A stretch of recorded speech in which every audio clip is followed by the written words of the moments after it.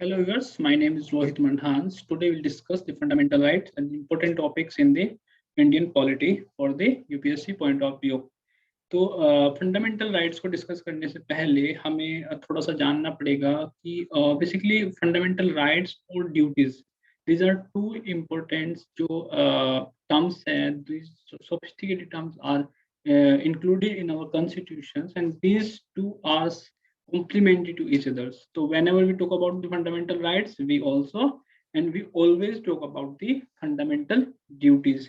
तो Indian constitution में जो फंडामेंटल राइट्स है इसको 6 पार्ट्स पे जो है डिवाइडेड किया गया है। जो क्लासिफिकेशंस है फंडामेंटल राइट को 6 पार्ट्स में किया गया है। Right to freedoms, right against exploitations, right to freedom of religions, right of the cultures and educational rights, and right to constitutional marriage and right to equality. So we will start from the right to equality. Right to equalities की अगर हम बात करते हैं तो it is included in the article. तो right to equality basically conclude Article 14, 15, 16, 17 and 80s. These are 4 rights basically enshrined in the right to equality. So Article 14 talk about the equality before law and equal protection of laws. तो basically जो article 4 है वो क्या है, जो equality before laws है, means all persons are equally before the laws. That means it is in a negative connotations because it abolish the जो privilege class थी उसको एबोलिश करता है। अगर हम इक्वल प्रोटेक्शन ऑफ लॉज की बात करते हैं तो बेसिकली ये एक सर्टेन, जिसको हम बोलते हैं एक कॉन्स्टिट्यूशनल और एक legalise classifications within the community, within the society. तो अगर हम इसको आर्टिकल 14 को देखते हैं और इसका जो सेकंड पार्ट, अगर हम equality equal protection of laws की बात करते हैं तो कहीं ना कहीं एक लीगल, एक रीजनेबल, जिसको हम बोलते हैं एक रीजनेबल क्लासिफिकेशन की बात करता है। तो अब ये अगर रीजनेबल क्लासिफिकेशन की बात कर रहा है तो कहीं ना कहीं इसमें हम देख सकते हैं कि जो स्टेट्स है वो स्पेशल अटेंशन, स्पेशल जो रिजर्वेशन है, स्पेशल ट्रीटमेंट कम्युनिटी। जैसे मतलब हम इसमें कह सकते हैं कि इक्वल जो होंगे, जो लाइक होंगे, like should be treated likely, तो और likely should be treated with alike.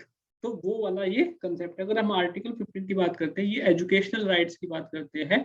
इसमें क्या होता है कि एजुकेशनल एंड अदर्स राइट होते हैं, इसमें प्रोहिबिट किया जाता है डिस्क्रिमिनेशन को। लाइक अगर हम देखें, अगर इसके फर्स्ट पार्ट को देखें आर्टिकल 15 तो उसमें क्या होता है, access to shops, hotel, places, use of well, tanks, bathing ghats, तो these all rights are included in that. अगर हम आर्टिकल 15 की बात करते हैं तो आर्टिकल 15 में क्या होता है, स्टेट्स के तो खिलाफ है ही कि भाई अगर हम बात करते हैं स्टेट्स के एक्सप्लॉयटेशन के खिलाफ तो है ही है, क्योंकि कहीं ना कहीं राइट प्रोवाइड करता है। बट अगर हम दूसरे सेक्शंस को अगर हम देखते हैं तो कहीं ना कहीं प्राइवेट और इंडिविजुअल्स पे भी एक तरीके का ऑब्लिगेशंस है कि उसको भी ये माननी पड़ेगी। आर्टिकल 16 की हम बात करते हैं तो इक्वालिटी ऑफ अपॉर्चुनिटी की अगर हम बात कर रहे हैं इन पब्लिक एम्प्लॉयमेंट में बात कर रहे हैं, तो जब हम आर्टिकल 16 की बात करते हैं equality opportunity in the public employment की अगर हम बात कर रहे हैं तो इसमें हमें अपॉर्चुनिटीज को देखना पड़ेगा।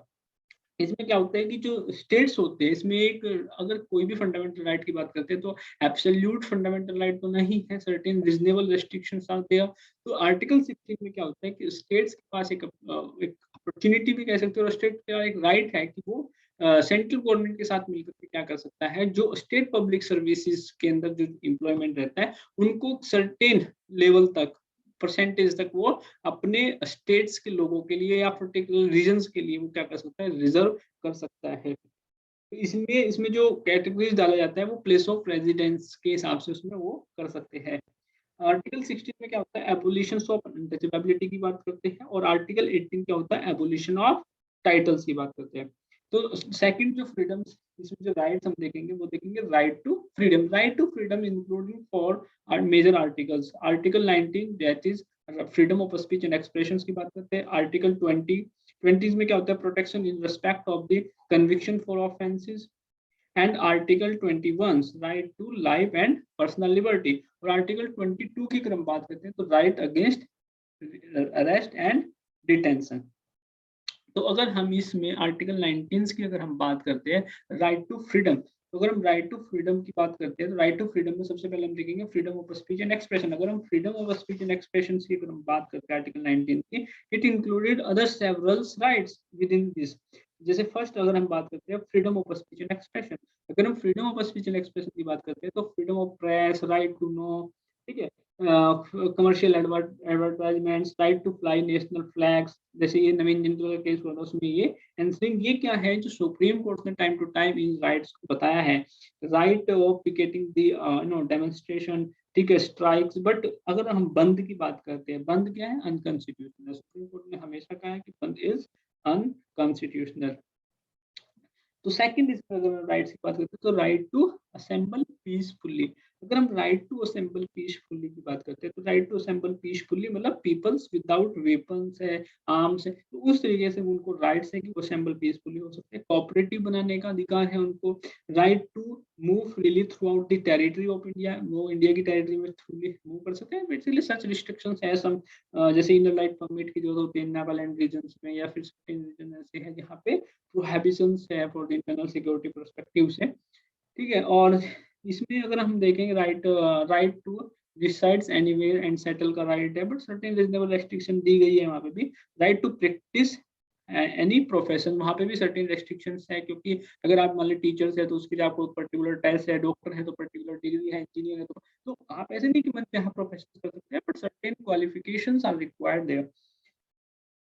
आर्टिकल 20 की बात करते हैं। आर्टिकल 20 क्या है, protection in respect of the conviction for the offence, ठीक है। मान लो कोई बंदा अगर कन्विक्ट हुआ है किसी भी ऑफेंसेस में तो उसको जेल तो जाना है, बट उसके पास सर्टेन राइट्स है।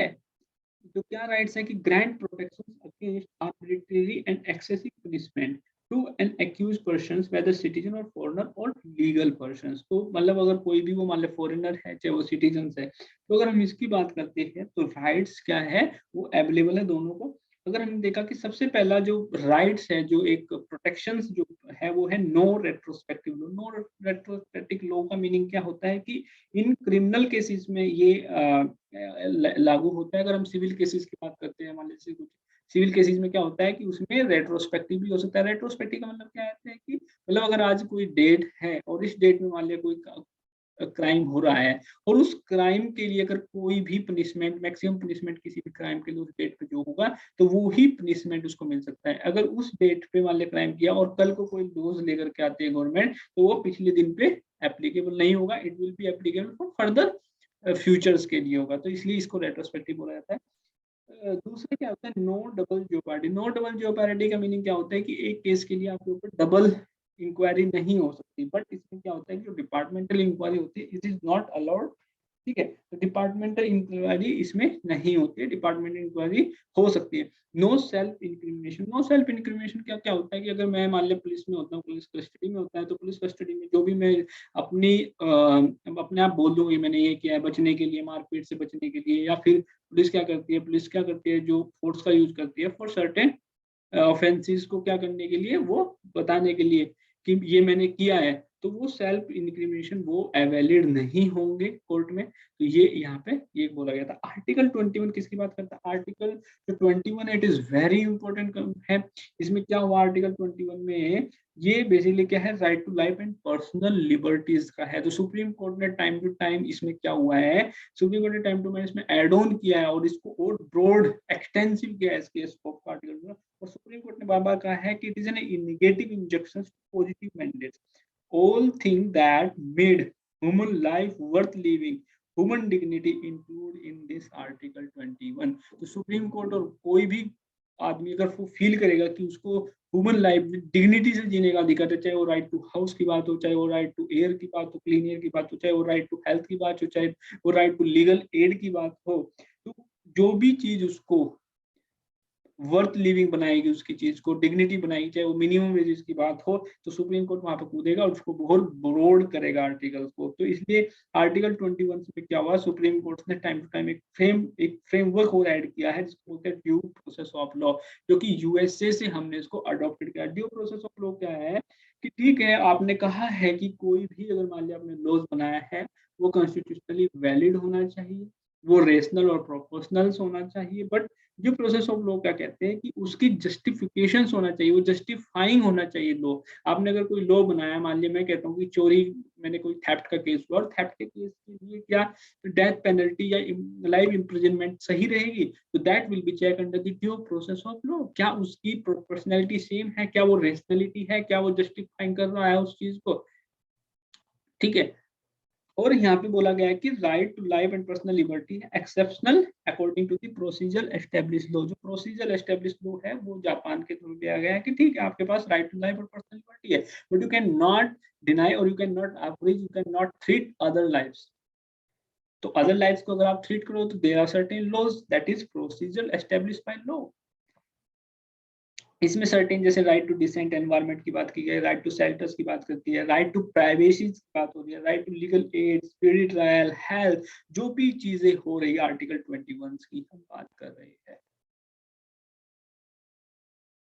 फिर हम इसमें बात करते हैं अदर आर्टिकल्स की। अगर हम इसमें बात करेंगे तो अदर आर्टिकल्स इसमें आ जाएंगे राइट अगेंस्ट एक्सप्लॉयटेशन। अगर हम राइट अगेंस्ट एक्सप्लॉयटेशन की बात करते हैं तो आर्टिकल 23 और 24 included in this article. Article 23 क्या करता है, prohibit human trafficking and force labour.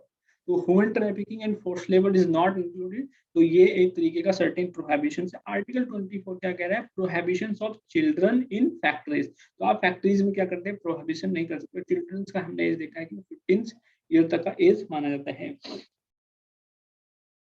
Others जो राइट्स की हम बात करते हैं वो है हमारा right to freedom of religion. अगर हम right to freedom of religion की बात करते हैं तो article 25, 26, 27 and 28 these are included in the right to freedom of religion. Right to article 25 की अगर हम बात करते हैं, article 25 freedom of conscience and freedom free professions practice and provocation of religion. Conscience क्या होता है, जब हम अपने मन में ही मान लेते हैं, अपने माइंड्स में, जब हम उसको ओपन नहीं करते हैं। और फ्री प्रोफेशन, प्रोफेशन मीन्स जब हम उसको ओपन में, मतलब जैसे हम पूजा पाठ करते हैं, पूरा दिखाते हैं कि यस वी आर मतलब प्रोफेसिंग कर रहे हैं, इस रिलीजन को हम प्रोफेस करते हैं, प्रैक्टिस करते हैं। और उसका प्रोपोगेशन, प्रोपोगेशन मीन्स उसका एक्सपेंशन, हम दूसरों को बता सकते हैं कि ये हमारा रिलीजन है, यू कैन। तो एक मिशनरीज जो एक्टिविटीज होती है, they are included in that. Article 27 क्या, 26 क्या कहता है, freedom to manage religious affair. ये बेसिकली क्या है, freedom to manage religious affair. तो क्या है कि जो कम्युनिटीज है, जो माइनॉरिटीज कम्युनिटी है, रिलीजन को राइट है कि वो अपने क्या करते हैं, जो रिलीजियस अफेयर है उनको, वो अपने रिलीजियस अफेयर को मैनेज कर सकते हैं। बट ऐसा नहीं है कि आप मल प्रैक्टिस करें, उसके लिए सेंटर और स्टेट गवर्नमेंट जो होगी वो will intervene in that situations। Article 27 कहते हैं not taxes for the religious promotion के लिए, कह रहे हैं कि कोई भी अगर आपको रिलीजियस प्रमोशन, उसमें कोई आपका टैक्स नहीं लगेगा। रिलीजियस इंस्ट्रक्शंस के ऊपर कुछ सर्टेन है कि आप जो स्टेट स्पॉन्सरशिप स्कूल्स है, जो फुल्ली स्टेट गवर्नमेंट स्कूल्स है, उनमें तो बिल्कुल ही कंप्लीटली प्रोहिबिटेड है। बट सर्टन अदर कैटेगरीज की यूनिवर्सिटी की बात करते हैं जहाँ पे जहाँ पे स्टेट्स फंड है but manage by some authorities के द्वारा, अदर किसी कोऑपरेटिव सोसाइटीज के द्वारा मैनेज हो रहा है, तो वहाँ पे सर्टेन जगह पे क्या होता है कि वो लोगों की, वहाँ पे जो स्टूडेंट्स होते हैं उनकी एक वॉलेंट्री तरीके से होता है कि वो उसको एक्सेप्ट करते कि नहीं करते, ठीक है। बट अगर प्राइवेट है तो आप उसमें रिलीजियस इंस्ट्रक्शंस दे सकते हैं। फिर है हमारे cultural education right. Cultural education right है आर्टिकल 29 एंड 30। आर्टिकल 29 क्या कहता है, protection of interest of the minority. तो इसमें जो माइनॉरिटी है वो रिलीजियस और लिंग्विस्टिक दोनों माइनॉरिटीज की बात करते हैं, ठीक है। और जो आर्टिकल 29 है ये दोनों के लिए, मेजोरिटी और माइनॉरिटी दोनों के लिए राइट है। वो कह रहे हैं कि residing in any part of the country having its own distinct language, a script or culture shall have the right to conserve the same, ठीक है। तो उसका उसको कंजर्व करने का अधिकार है। Right of the minorities to establish and administrate education. तो क्या है, माइनॉरिटीज का अधिकार है कि वो अपने एजुकेशन इंस्टीट्यूशन को। और आर्टिकल जो 32 है their right to constitutional image. क्योंकि अगर हम अदर सभी आर्टिकल्स को देखते हैं, 5 ग्रुप्स हमने फ्रीडम राइट टू फ्रीडम्स, या मतलब जो फंडामेंटल राइट्स हमने 5 ग्रुप्स देखे, और जो 6 वाला जो आर्टिकल है that is right to constitutional remedies. इसका मतलब क्या है कि राइट टू कॉन्स्टिट्यूशनल रिमेडीज, जो कॉन्स्टिट्यूशन जो फ्रेमर्स थे, हमारे जो फोर फादर्स थे कॉन्स्टिट्यूशन के, दे रेकमेंडेड दैट कि this right to constitutional remedies is should also be a fundamental right. Agar right to remedies is not a fundamental right, that means other fundamental should not have any voice, should not have any values. तो उनकी जो values है वो it is because of that only.